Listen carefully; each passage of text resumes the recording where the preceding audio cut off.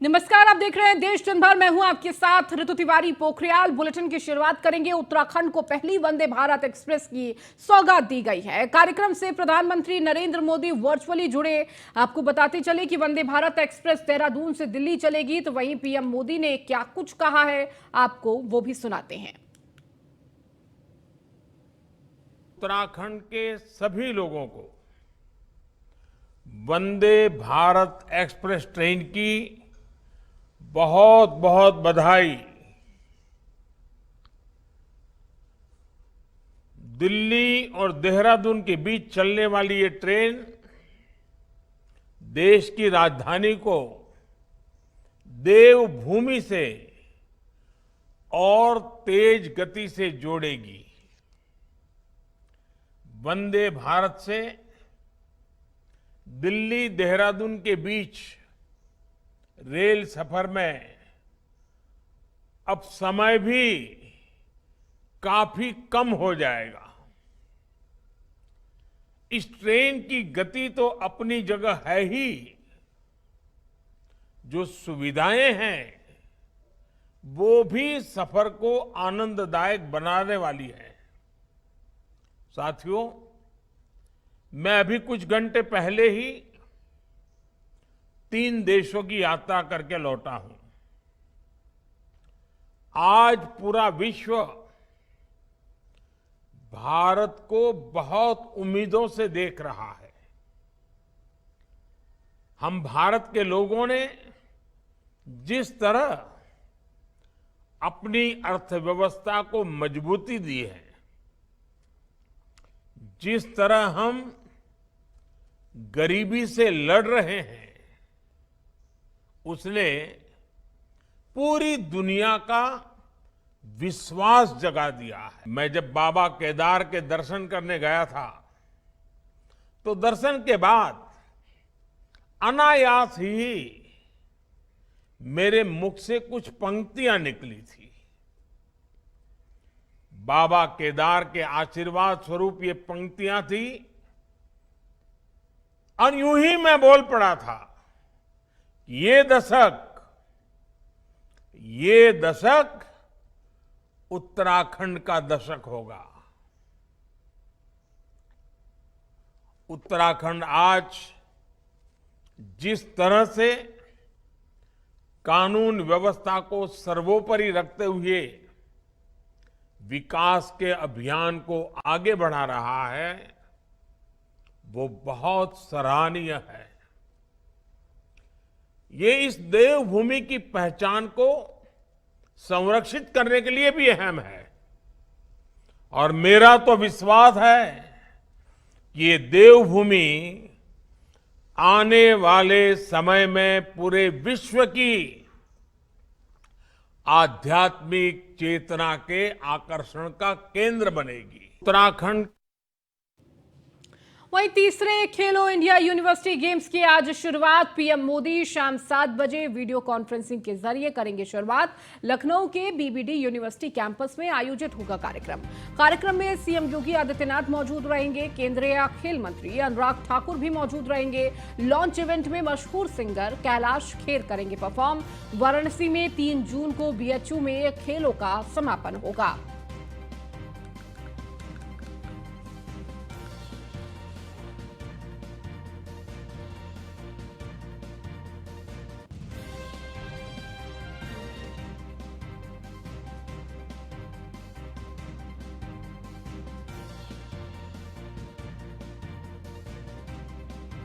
तो पीएम मोदी शाम 7 बजे वीडियो कॉन्फ्रेंसिंग के जरिए इसकी शुरुआत करेंगे। तो लखनऊ के बीबीडी यूनिवर्सिटी कैंपस में आयोजित होगा कार्यक्रम में सीएम योगी आदित्यनाथ मौजूद रहेंगे। इसके साथ ही केंद्रीय खेल मंत्री अनुराग ठाकुर भी इस दौरान मौजूद होंगे।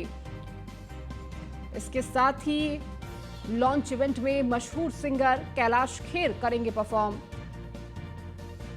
तो वाराणसी में 3 जून को बीएचयू में खेलों का होगा समापन। तो आइए अब आपको बताते हैं कि खेलो इंडिया यूनिवर्सिटी गेम्स का आयोजन यूपी के किस किस शहर में हो रहा है। प्रदेश के 4 शहरों में लखनऊ, वाराणसी, गोरखपुर और गौतम बुद्ध नगर में खेलो यूनिवर्सिटी गेम्स का आयोजन हो रहा है। लखनऊ में 8 जगहों पर 12 खेलों का आयोजन हो रहा है, तो गौतम बुद्ध नगर में 3 जगहों पर 5 खेलों का आयोजन हो रहा है। वाराणसी में 2 खेलों का आयोजन होगा, तो वहीं गोरखपुर में सिर्फ 1 खेल रोइंग का आयोजन किया जाएगा। और अधिक जानकारी के साथ हमारे संवाददाता संदीप मिश्रा हमारे साथ जुड़ चुके हैं। संदीप, देखिए खेलो इंडिया को लेकर किस तरह से आज तीसरे खेलो इंडिया यूनिवर्सिटी गेम की शुरुआत होने जा रही है। शाम को ये पूरा आयोजन होगा, किस तरह से तैयारियां देखने को मिल रही है? देखिए, बिल्कुल निश्चित तौर पर जिस तरीके से 25 मई से 3 जून तक आयोजित होने वाले खेलो इंडिया कार्यक्रम को लेकर के अगर बात की जाए तो शाम 7 बजे जो है वीडियो कॉन्फ्रेंसिंग के माध्यम से खेलो इंडिया विश्वविद्यालय 2022 का उद्घाटन होगा, जिसमें पीएम मोदी घोषणा करेंगे। इसके साथ उद्घाटन भी करेंगे। प्रधानमंत्री ने देश में खेल की संस्कृति को विकसित करने के लिए युवाओं को आगे बढ़ाने का प्रोत्साहन दिया है। इसके साथ ही साथ में नवनिर्वाचित जो खिलाड़ी हैं उनको समर्थन दिया गया है, सरकार देगी। इसके साथ ही साथ में खेलो इंडिया के अंतर्गत आने वाले कॉलेज हैं उन कॉलेजों को सबसे ज्यादा प्रूफ दिया जाएगा। यानी कि 3 जून तक चलने वाले इस कार्यक्रम को लेकर के, खेल को लेकर के सबसे ज्यादा बढ़ावा दिया जाएगा। उत्तर प्रदेश में जिस तरीके से उत्तर प्रदेश में जगह जगह पे खेलो इंडिया के कार्यक्रम को आयोजित किए जाएंगे, इसके साथ सभी कॉलेजों से और सभी बड़े कॉलेजों से बच्चों को बुलाया जाएगा। इसके साथ ही साथ में अगर इस कार्यक्रम की बात करें तो वाराणसी हो, गोरखपुर हो, लखनऊ हो, गौतम बुद्ध नगर में इस कार्यक्रम को आयोजित किया जाएगा। यानी कि वर्चुअल रूप से आज जो है प्रधानमंत्री नरेंद्र मोदी शाम 7 बजे जो है जुड़ेंगे। जी ठीक है, बहुत शुक्रिया संदीप इस जानकारी को देने के लिए। हमारे साथ हमारे संवाददाता एसके वाजपेयी भी हमारे साथ जुड़ चुके हैं।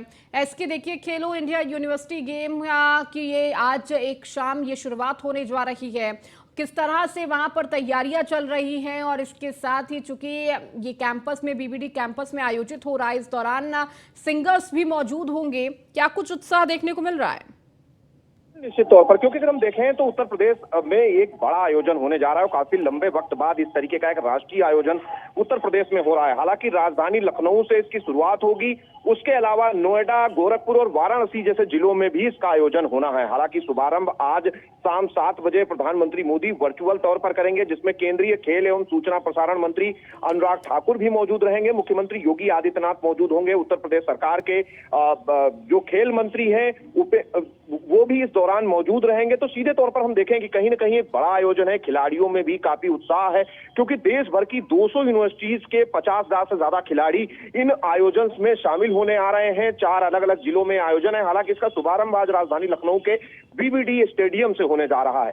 तो निश्चित तौर पर जहां जो यूनिवर्सिटीज हैं उनके जो खिलाड़ी हैं, जो प्रतिभाशाली खिलाड़ी हैं, उनको लेकर जहां उत्तर प्रदेश सरकार पहले ही लगातार कोशिश कर रही है और उस दिशा में एक इतना बड़ा आयोजन उत्तर प्रदेश में होता है, तो निश्चित तौर पर उत्तर प्रदेश के लिए कहीं न कहीं एक बड़ा सम्मान जरूर होगा। और आज भी इस आयोजन में बड़े पैमाने पर खिलाड़ी शामिल होंगे, जिसमें राष्ट्रीय अंतर्राष्ट्रीय स्तर के खिलाड़ियों के साथ ही जो उत्तर प्रदेश के जो खिलाड़ी हैं वो भी इसमें शामिल होंगे। कहीं ना कहीं इन आयोजन के जरिए जो उत्तर प्रदेश के खिलाड़ी हैं उनको भी काफी प्रोत्साहन और बहुत सारी जानकारियां भी मिलेंगी। यही एक वजह है कि इस पूरे आयोजन को लेकर काफी उत्साह उत्तर प्रदेश के लोगों में दिखाई पड़ रहा है।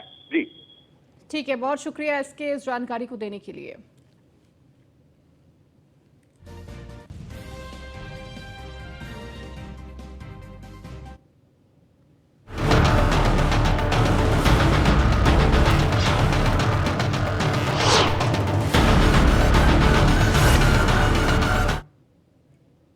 नए संसद भवन का 28 मई को उद्घाटन होने जा रहा है। उद्घाटन को लेकर सत्ता पक्ष और विपक्ष के बीच बयानों का बवाल मचा हुआ है। 19 विपक्षी दलों ने इस उद्घाटन समारोह का बायकॉट कर दिया है। वो तरह तरह के सवाल कर रहे हैं। दरअसल विपक्षी दलों को सबसे बड़ी दिक्कत यह है कि इसका उद्घाटन प्रधानमंत्री नरेंद्र मोदी क्यों कर रहे हैं। कांग्रेस नेता राहुल गांधी और मल्लिकार्जुन खड़गे का कहना है कि उद्घाटन राष्ट्रपति से करवाना चाहिए। हालांकि राष्ट्रपति संसद के सत्रों की शुरुआत करते रहे हैं, उनका अभिभाषण भी संसद में होता है। राष्ट्राध्यक्ष होने के नाते राष्ट्रपति से उद्घाटन करवाने की मांग एक तरह से सही भी है, लेकिन झगड़ा यह है कि सत्ता पक्ष यह बड़ा अवसर गंवाना नहीं चाहता तो विपक्ष इसका श्रेय मोदी या बीजेपी की झोली में डालना नहीं चाहता। वहीं केंद्रीय मंत्री ने कहा कि कांग्रेस संविधान का गलत हवाला दे रही है। उन्होंने कहा कि कांग्रेस के नेता अपने पाखंड को सही ठहराने की कोशिश कर रहे हैं, जबकि प्रधानमंत्री रहते हुए इंदिरा गांधी और राजीव गांधी ने 24 अक्टूबर 1975 को पार्लियामेंट एनेक्सी का उद्घाटन किया था और 15 अगस्त 1987 को पार्लियामेंट लाइब्रेरी की आधारशिला रखी थी।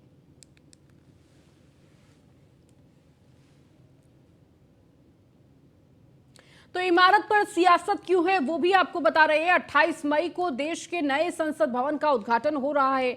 28 मई को दोपहर 12 बजे पीएम मोदी इसका उद्घाटन करेंगे। उद्घाटन को लेकर लगातार ये सियासी बवाल मचा हुआ है।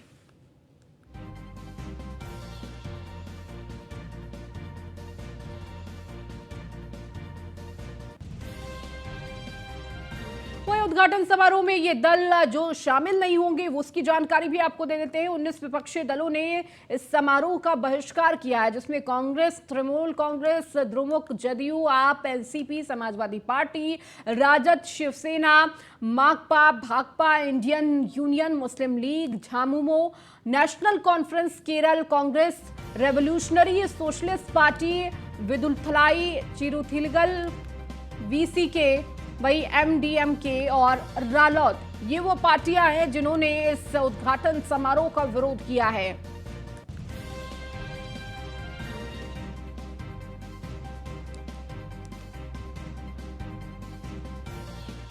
तो इस उद्घाटन समारोह में कौन कौन से दल शामिल होंगे वो भी आपको बता देते हैं। वाईएसआर, कांग्रेस, बीजेपी, शिरोमणि अकाली दल इसमें शामिल भी होगा।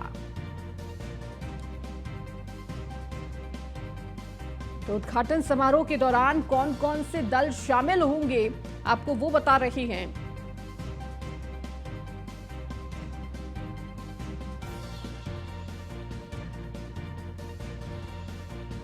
वहीं इस पूरे बयान को लेकर सभी दलों ने एक संयुक्त बयान जारी किया है। सरकार के फैसले पर पुनर्विचार करने को कहा है। कांग्रेस अध्यक्ष मल्लिकार्जुन खड़गे ने दिया संविधान के कई अनुच्छेदों का हवाला। शशि थरूर और मनीष तिवारी ने मल्लिकार्जुन खड़गे का समर्थन किया है। भारत के राष्ट्रपति को पीएम के बजाय भवन का उद्घाटन करना चाहिए। मल्लिकार्जुन खड़गे राष्ट्रपति द्वारा उद्घाटन लोकतांत्रिक मूल्यों और संवैधानिक मर्यादा के प्रति सरकार की प्रतिबद्धता का प्रतीक होगा।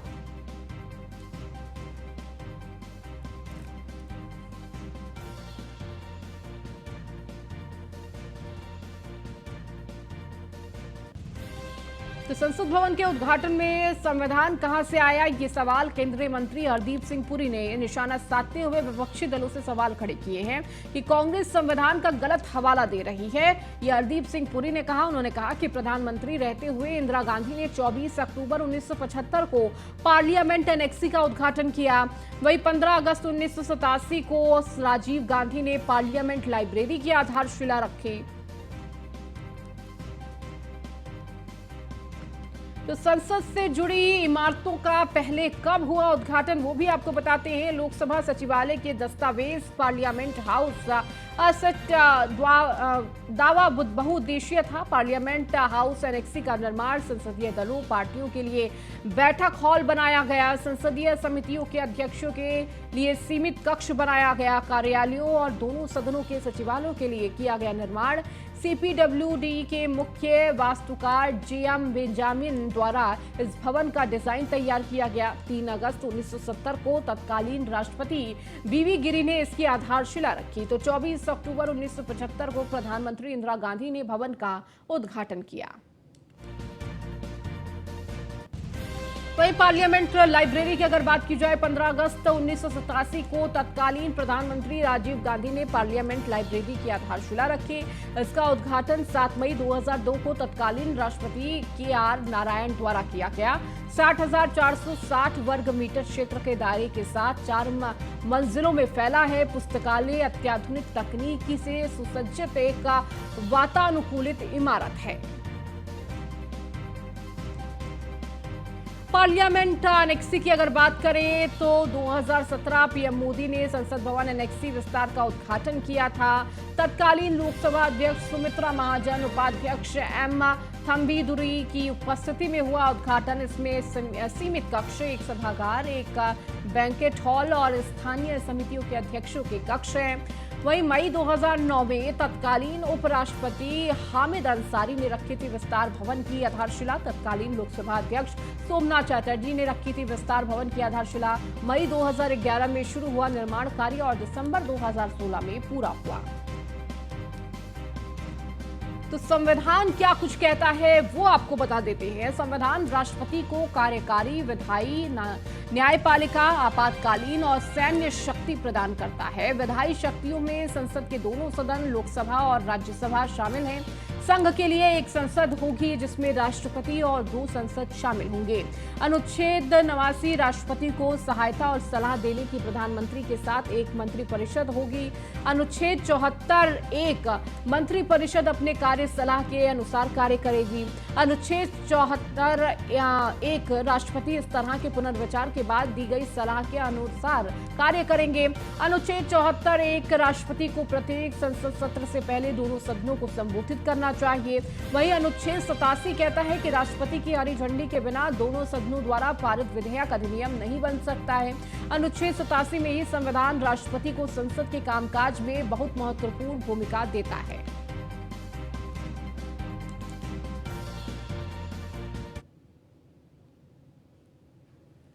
खबरों में आगे बढ़ेंगे। दिल्ली के केंद्रीय मंत्री नितिन गडकरी को धमकी और वसूली मांगने के मामले की जांच के लिए एनआईए की टीम आज नागपुर जाएगी। सूत्रों के मुताबिक एनआईए की टीम पुलिस से केस से जुड़े सभी दस्तावेज लेने के बाद अपनी जांच करेगी। नितिन गडकरी को जनवरी और मार्च में 110 करोड़ की वसूली और उड़ाने की धमकी मिली थी। तो जांच के लिए एनआईए की टीम नागपुर जाएगी। तो नितिन गडकरी को मिली धमकी की जांच की जाएगी।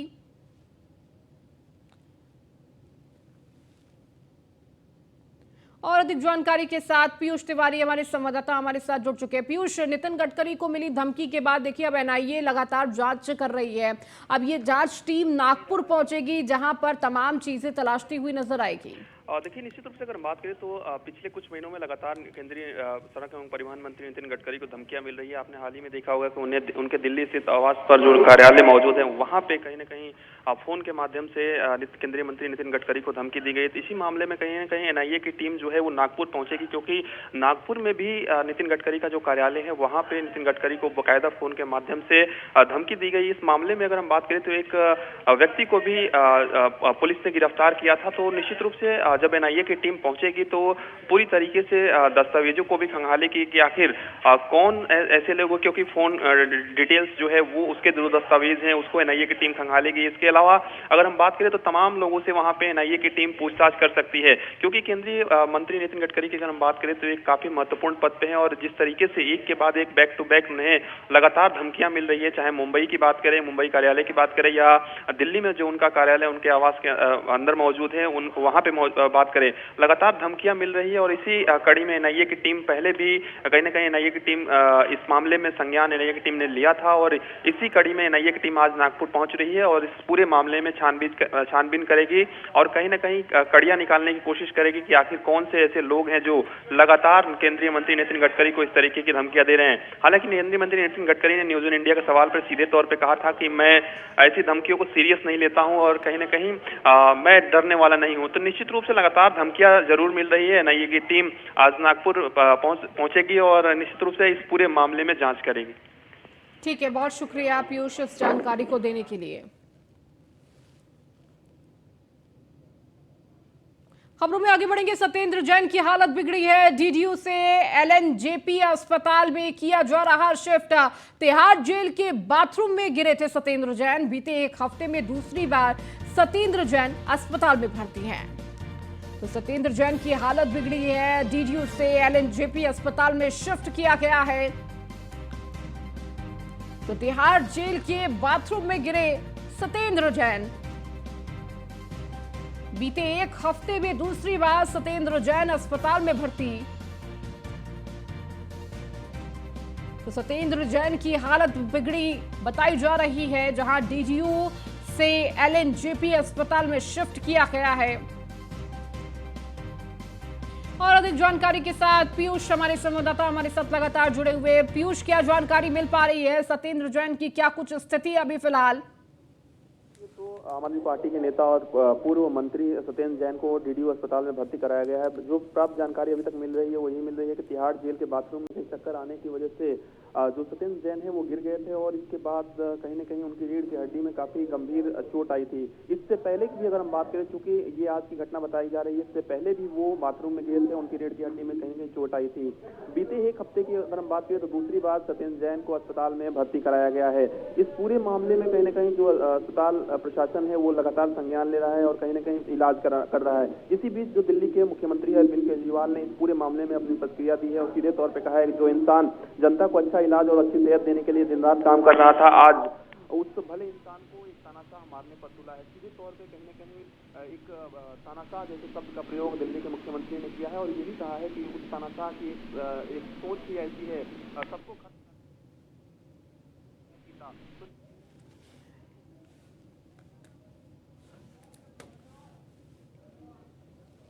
ठीक है, बहुत शुक्रिया पीयूष इस जानकारी को देने के लिए।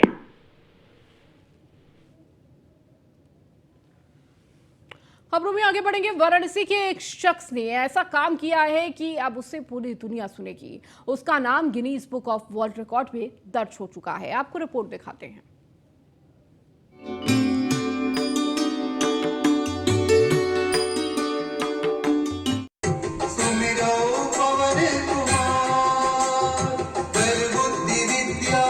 आज रामचरितमानस का गीत अब विश्व का सबसे लंबा गीत बन चुका है। Guinness book of world record में नाम दर्ज कर चुका है। 138 घंटे 41 मिनट और 20 सेकेंड के इस गीत को काशी के डॉक्टर जगदीश पिल्लई ने आवाज दी है। डॉक्टर पिल्लई यूपी के सबसे ज्यादा गिनीज वर्ल्ड रिकॉर्ड धारी बन गए हैं। इस रिकॉर्ड को जोड़ लिया जाए तो 5 वर्ल्ड रिकॉर्ड उनके नाम दर्ज हैं। आज रामचरितमानस का गीत दुनिया भर के ऑडियो चैनलों पर गूंज रहा है। बुधवार को आयुष मंत्री डॉक्टर दयाशंकर मिश्र दयालु ने डॉक्टर जगदीश पिल्लई के गिनीज प्रमाण पत्र का लोकार्पण किया और उन्हें शुभकामनाएं दी। तो ये काशी के लिए बहुत गौरव की बात है कि काशी के ही एक लाल ने, काशी के एक बेटे ने, ये जिनका 5वां ये गिनीज बुक रिकॉर्ड है और वह भी रामचरित, दुनिया का सबसे लंबा, जिसको आप कहते हैं कि ये धार्मिक ग्रंथ है, जिसकी उपयोगिता हिंदुस्तान के जन जन में, घर घर में रामचरितमानस पढ़ा जाता है। इन्होंने 138 घंटे तक लगातार पढ़ के एक नया रिकॉर्ड बनाया है। काशी में इनका ये 5वां गिनीज रिकॉर्ड है। तो मुझको लगता है कि ये काशी के एक महान विभूति है, महान हस्ती है काशी की, जो काशी के गौरव नित्य प्रतिदिन बढ़ा रहे हैं। रामचरितमानस गाने के लिए डॉक्टर जगदीश पिल्लई ने खुद धुन बनाई, फिर किसी की मदद से उच्चारण को समझने का काम किया और फिर रिकॉर्डिंग का काम शुरू हुआ और आज वो गीत दुनिया भर के 100 से अधिक ऑडियो चैनलों पर प्रसारित हो चुका है। अक्टूबर 2022 में मैंने उसकी रिकॉर्डिंग पूरी की। उसके बाद जो सबसे बड़ी दिक्कत आती है, इसको जो पूरे वर्ल्ड वाइड में जितने भी ऑडियो चैनल्स होते हैं, यूट्यूब में डालने से ऑफिशियल मान्यता नहीं मिलती, उसको डालना पड़ता है एप्पल म्यूजिक, आईट्यून्स, स्पॉटिफाई और अमेज़न प्राइम, इस तरह के चैनल में डालना पड़ता है। इसके एक डिस्ट्रीब्यूशन चैनल होती हैं, उन लोगों के थ्रू उसको डिस्ट्रीब्यूट करना पड़ता है। फिर वो पूरे ऑडियो पे वर्ल्ड वाइड आने के बाद उसके सारे लिंक की वेरीफाई होती है। एक साथ 138 घंटा आएगा नहीं, इसलिए उसको 52 कट में मैंने ढाई पार्ट में मैंने 52 कट किया हुआ है। फिर बाद में एप्पल में पूरा, पहली बार एप्पल म्यूजिक में पूरा 52 आ गया। श्री रामचरितमानस के गीत को 138 घंटे 41 मिनट और 20 सेकेंड का तैयार करना। चलिए इस बीच रुकेंगे एक छोटे से ब्रेक के लिए, जल्द लौटेंगे।